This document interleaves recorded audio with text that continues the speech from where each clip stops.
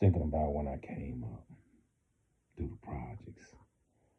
And if you don't know what the project is, which I'm sure most people do, it's like subsidized housing. And basically, where it was, the way ours was set up was so like you had the wood section and then you had the brick section.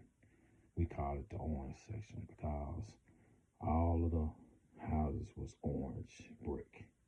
Even the townhouses, they were upstairs and downstairs, and it was a interesting dynamic, right? In the wood section was, obviously wood, but it was all different colors. So, we lived in a red house. It was weird, you had red, purple, green. I mean, every color you can imagine. There was a house of that color. And our particular house was, was reddish. And so we just called it the red house. So the thing is, it's just so many experiences you experience when you come up in the projects. So many. And yeah, the horror stories that you imagine that go on, like, in a neighborhood, an area like that. That's true. Those things definitely happen, and I won't, get into those things. We they were just not so good times, and it's almost the type of situation really that no kid should really see, or experience. You know what I mean? It's weird. I remember, I remember that it was a girl who used to stay next door to me, real small, frail, and man, look, no. Well, I remember I was in school, and this girl, nobody would fool with her. She did not play, and it didn't matter if you were male, female, large, grand, large, like huge. Man, that girl had some moxie for real. She did not play, and I got to see her in action for real one day. I was walking home with her, and I was like, these two cats wanted to try her just because of her reputation. And she real quiet, didn't say nothing right. And she kept, I said, man, okay. I'm confused. I don't really know if she want me getting involved, what she want, how she want to handle it, you know what I mean? Because she was always really reserved. And so we walking on, the guys kept messing with her, messing with her, you know, trying to build a name for themselves. And they was pretty nice size too, a couple of grades ahead of us as well. And she kept warning them. And before I knew it, I asked her, "Hey, what do you want me to, get involved? What you want me to do?" She said, "No, the only thing I need you to do is hold my books." she, she, she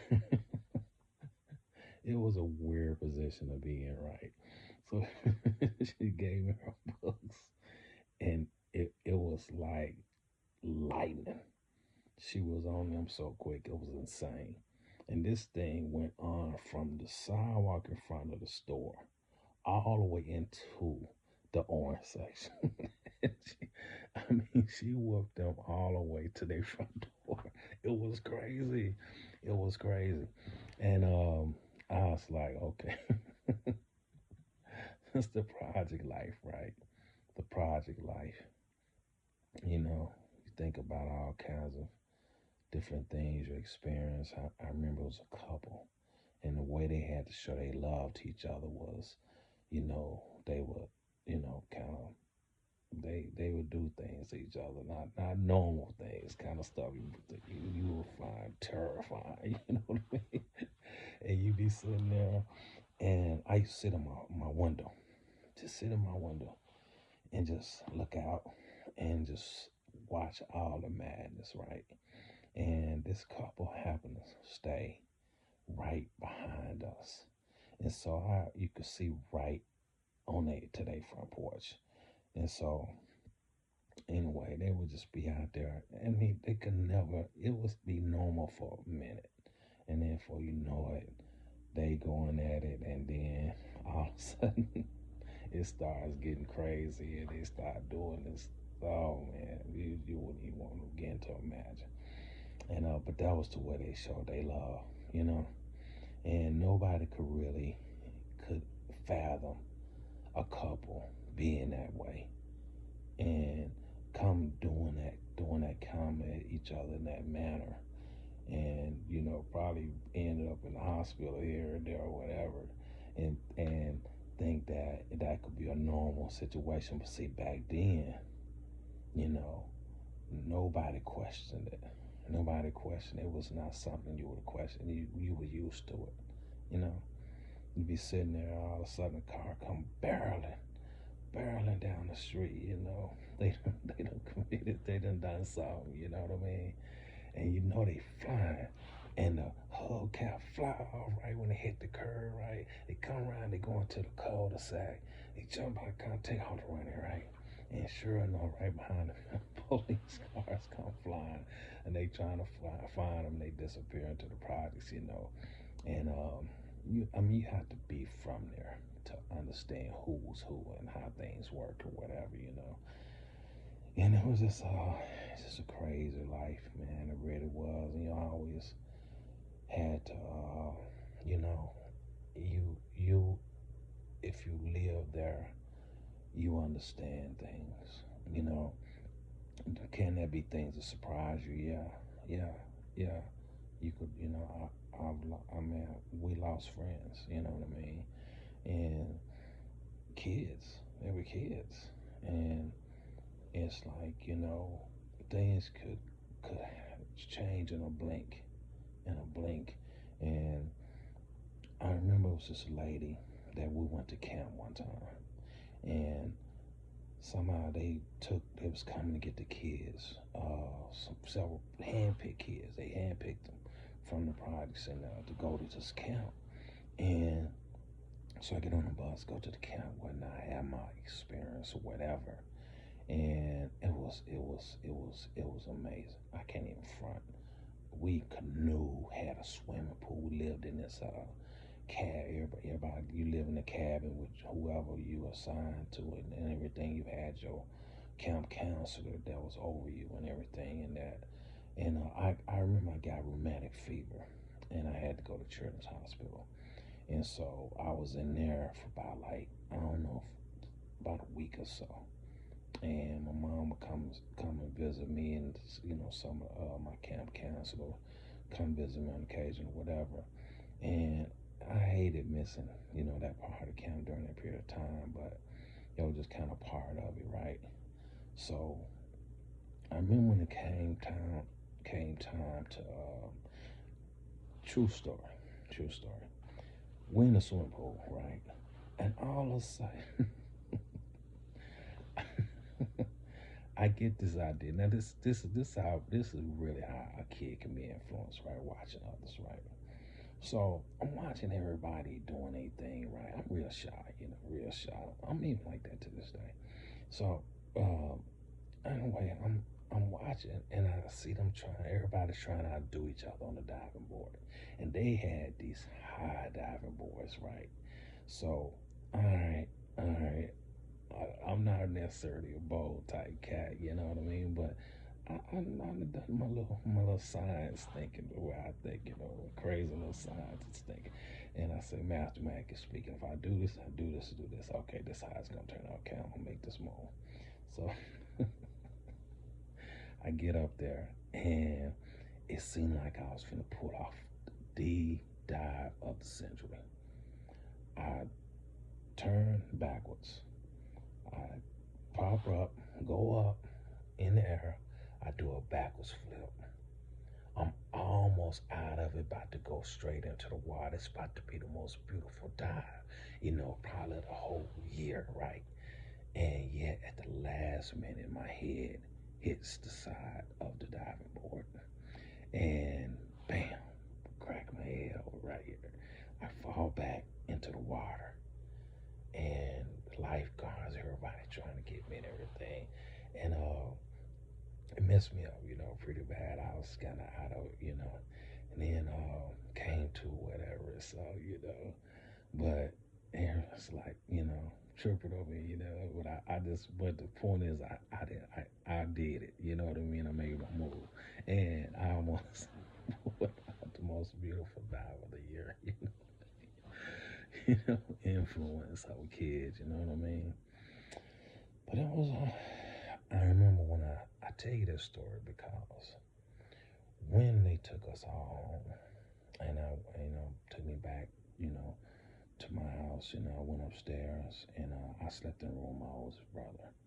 And so I remember I went to the room. I ran upstairs. I don't know why. I didn't know why.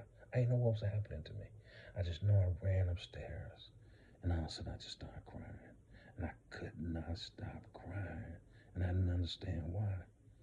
And that was the one time that my oldest brother, came to me and do some philosophy, for philosophical stuff on me. You know what I mean? It was like he told me, man, you miss him, you miss him, you miss it. And they hadn't even pulled off real good, and I did miss him. I missed him. You know what I mean? It really hit me hard. I never experienced something like that coming from the project. And so, you know, it was. He was right. It hit me hard. And another thing I remember doing, we built this recreation center, brand new, spanking, brand new. And so, we got a chance to go up there and everything. So remember, I did the thing I did on the diver board. They had this huge trampoline. Everybody, that was the thing, right? Trampoline. They had a lot. They had pool table. I mean, everybody was just all over the place. It was really just a fun place to be. But this trampoline thing was huge. If you could master it right, you like, big time. So once again, I'm doing trying to do my little flips and all that. Well, the way they had it set up was the basketball goal was close to where the trampoline was. It was a spare basketball goal. And so that backboard was there. Once again, I'm doing a two. I'm doing what they call a triple. A triple is where you gonna do triple. You gonna flip 3 times and come back down. That's a big deal, right? And once again, about to be the fifth of the year, and my head hit the bottom of the backboard, and bam, one it was just a repeat performance. It was crazy. It was crazy. But I would tell you though, that with all the things that could go on in an environment like that, I do remember the good times. I remember that we would play baseball against each other, and the wood section against the orange section. You know what I mean? And it would be just and we'll go out there, families. These groups of families that were known as family, huge families or whatever. And so we go out there and play, because it was a field that divided the orange section with the wood section. And so we're going out there and play baseball and everything, softball or whatever. Had this competition. It was that part. It was just that part was fun. It was all innocent, nobody, chirping or nothing. Everything was just cool in the game. And then, I had this thing where we knocked on doors and take off the running. Oh man, oh we almost got caught. Oh, we almost got caught. And then I remember too, we had hide and go seek. And you gotta understand, hide and go seek in the pride again ain't the same like it is other places. Hide and go seek was, they was staying where he's talking about hide and go get it, all this, you know what I mean? But it's always this one girl that people really not going after, because what happened was, let me clarify this and that, because she was good to go, trust and believe. But what happened was, we had a new girl came. Oh man, she everybody wanted the new girl, and so it put the old schools, the veterans, who we known for so long, kind of put them behind a bar, right? So everybody's trying to find the new girl. So it just became this weird thing, right? So, but we always make sure we show love when it's all said and done, because that's how it's gotta be. We all sharing the same experiences, come from the same background. So in the end, you know, it always come back to a oneness, you know what I mean? So yeah, I can go on and on and on, but you wonder, some kids come out of experience like that and they better for it. Crazy it may sound, stronger. Some kids come out and they scar, from some of the traumatic things that take place, and bullying is a different thing. It's a whole different world. It's not like bullying like how it is in real life, in the sense, it's a contained environment. So, it's on a whole different level, you know what I mean? So it just kind of depends on how you deal with it and how things go. And so, I was just thinking about that, man. How just then that's just that was a huge part of my childhood. It really was, and it shaped me, it formed me, and I really did, and it taught me how, you know, for the longest of my life, I didn't have emotions, because in that environment, you learn that it's just, I don't know, things happen so fast and so frequently, and you just never know.